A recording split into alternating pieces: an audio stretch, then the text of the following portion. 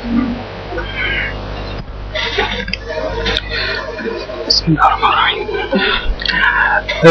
am Mahmoud Yousef. I am Assistant Professor in Faculty of Fine Arts, Architecture Department. This paper for me and my colleague Ahmed. He will present the next paper. First, I'm talking about natural disaster, which is invisible, and it is almost impossible to fully recover the damage caused by the disasters, but it's impossible to minimize the effects that it made by developing disaster early warning strategies, methods, using new technologies and applications which play a critical role in efficient mitigation and management of disasters. This slide presents the aim of the paper, which is present a primary risk management plan for the Greater Cairo city of Cairo. First, we have to know what is a disaster. It can be defined as a serious disruption of function of a community or a society, causing a widespread human, materials, economic, and environment losses. There is a big difference between each disaster and the other. These hazards can be single or combined. Each one of them is characterized by its location, area affected, intensity, speed, and on-site duration and frequency. There is a big difference between the risk and disaster. When a hazard or a threat becomes a reality, when it's neutralized, the risk becomes a disaster. This is the difference. First question: what are the objectives and motivation for managing disaster and risks? Here we can see all strategies and plans that concern with mitigation, reducing, preventing have the same object, which is having a resilient status, which characterized by its capacity to withstand or absorb the impact of hazard through the resilience of adaptation, for enabling it to maintain certain basic functions and structure during a crisis and recover from any event. Here there is a golden rule for disaster or crisis management, which is planning for what may not happen. Three main issues. One, to predict the worst scenario. Two, making a strategy that confront or face those issues, disaster or risk or crisis. Three, testing those strategies with simulation programs, which is very important. Risk management. First, we can tell now what the risk management is not. Risk management is not a secret potion with a secret abracadabra that we use every time to solve the problem. It's not a matrix with a secret code. It's not a lucky dice game, depending on luck, on crossing fingers. It's not a catch-eye games to bewitch the persons and convince them that everything is alright. Finally, it's not a big escape button that you have to press to solve all problems immediately. Now, what the risk management is? It's raising this time to lessen the impact of natural hazard and related environment crises and disasters. This is a simple identification. It is a systematic process of using administrative decisions, organization, optional skills and capacities to implement policies, strategies and coupling capacities of the society and the communities to lessen the impact of natural hazards and related environment crises and disasters. Disaster or crisis can be single sequence or combined their origin and effects. Each hazard is characterized by its location, area affected, intensity, speed, and on-site duration and frequency. How people deal with crisis. First, escaping or hiding. Second, depending on the others. Third, hanging over and stick the plan. Risk managing. At the broadcast level, risk management has a proactive concept. Proactive dealing before what happened. Okay, that's we focus on vulnerability and instead of focus on the hazards itself. But achieving the essential objectives of risk management, those activities must be subjected in a sequence according to organized procedure as follows. First, risk assessment to determine the hazards present more dangerous than society is willing to accept, and it consists of two main phases: risk analysis and risk evaluation, then risk reporting and risk treatment, monitoring and reviewing. This graph showing those phases. First, the context. Second, identification, which is find and recognize and describe risks in details. Third, analysis, comparative the nature of risk and determine the level of risk. This is made by risk analysis metrics we'll see now. For the evaluation, fifth, the respond, and finally monitoring and reporting. This is a risk analysis matrix. Risk analysis matrix always between estimate of potential frequency, which is the column, and the row is with estimation of potential severity, how hard it will be, and here how is dangerous, how it's repeated, so it will be dangerous. There is million of graphs showing the matrix analysis.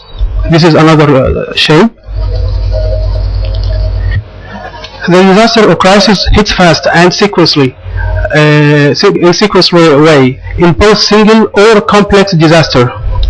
So there's many important issues that affect the risk management plan. First, timing, when to stop the risk and when to conduct the confront plan, and in which stage of the risk plan. Data analysis. If we need the risk value to near zero to not have any damages, so we need very accurate data, very wide range of data, very organized data classification, more data analysis processing, more time for examining the strategies, and more disciplines in various fields, which cost more money. This picture showing a picture called drive in cabinet. Although the data is available and accurate, but time delay is the most enemy for risk, crisis and disaster management. Not only that, but also data classification guarantee that this data is updated or not, and the responsibility for each part of the risk plan. Of course, when we talk about early warning is just a part of risk management is a part of early warning. The early warning is how to predict the crisis before it happens. So the risk management is this way. Early warning, there is many applications. Monitoring of disaster using remote sensing, GIS, Geographic Information System, or GPS, Geographic Position System, has two aspects. One is to record the real states of damage due to those disasters, data collection, and the other is to analyze the causes of a disaster and to predict the occurrence of the disaster and processing data. Moreover, remote sensing should be integrated with GIS techniques in terms of risk management, hazard mapping, and public awareness.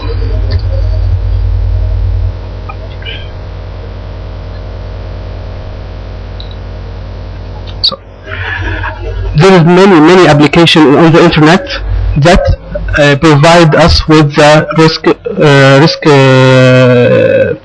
risk data. One of them is this internet site, the Preview Global Risk Data Platform.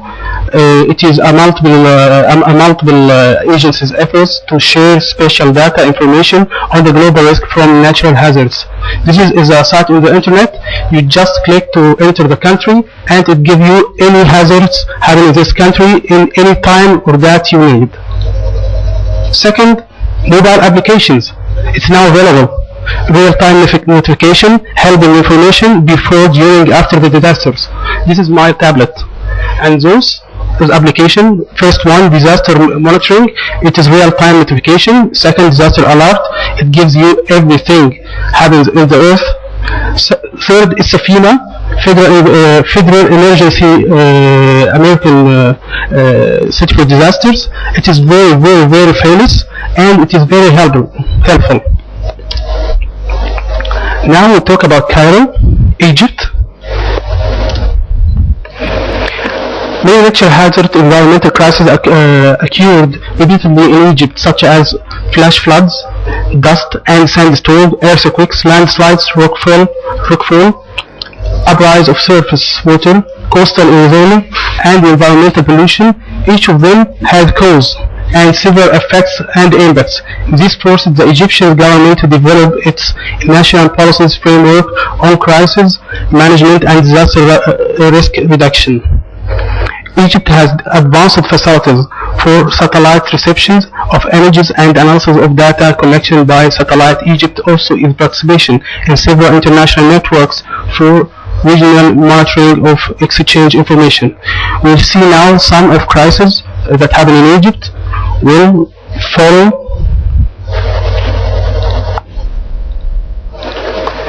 This is happening in Muqattam. It is a hell, a hell, geographic hell, not hell. Fall rocks on persons lives under this zone.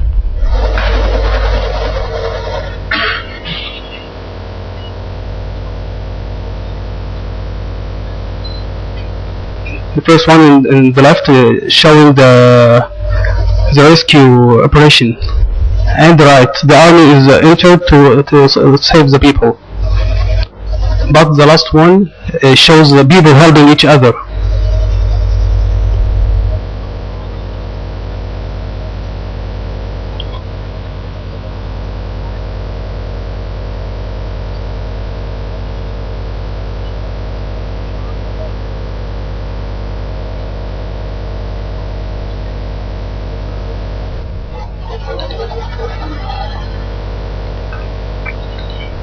The other one, those are flash floods, not floods, flash floods.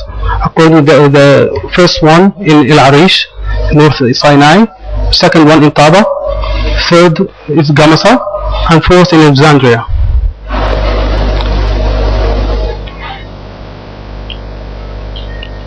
All those disasters, as we can say, didn't treated by the government, because it happened suddenly and they didn't have a backup plan. They have a risk management strategy, but they did have a backup plan.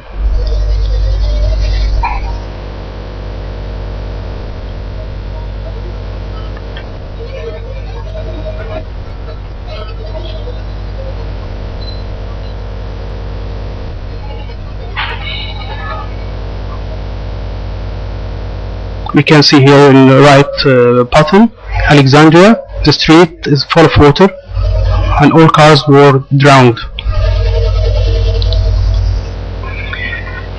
So,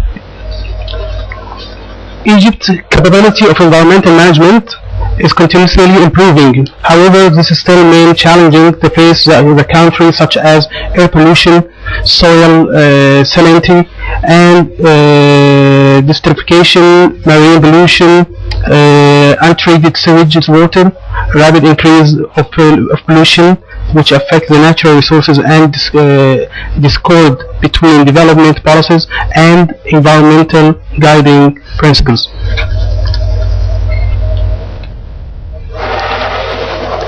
This is a problem which I told you before. It's about how this data is now. It's global. It's right. You can't depend on it because it's very public. But it gives the indicators for how hazards and what the hazards that Egypt forces. On the left, Egyptian disaster, the same site, Egyptian disaster statistics, data related to human and economic losses from disasters that have occurred between 1980 and 2010. On the right, Egyptian risk profile statistics in the same area, showing in details the earthquakes, the floods, the tropical. Another graphs from the same site, but it's about UNEP project in details. So when we make the primary risk management for Cairo, we talk about four main issues: analysis and evaluation, treatment and monitoring and reviewing. Analysis will say about the nature of risk, which is flash floods, flood, earthquake, landslide, rockfall, coastal Arizona. Then the priority of risk, low or high, to evaluate priorities the risk, but from high to low. Then evaluation, the consequences and damage losses. Then the risk treatment, but risk treatment here must be not one treatment, must be treatment and its alternatives. Then monitoring review, the main strategies and policies, which will be done to confirm that this treatment was done correctly. To go to conclusion, because the timing is up, the main issue here is not how to make a disaster or a risk reduction strategy, because there is a plenty of those inefficient theoretical strategies. The main issue is the limitation of vision in processing those strategies. For example, what if one of those strategies didn't achieve its goals? The disaster will be occurred. That would make the Egyptian disaster risk reduction not completely efficient, because there isn't plan P, which is necessary to deal with any variables may suddenly occur. Not only that, but also the conflict in responsibility between relevant agencies and institutions pertaining to disaster management and risk reduction. Thank you very much.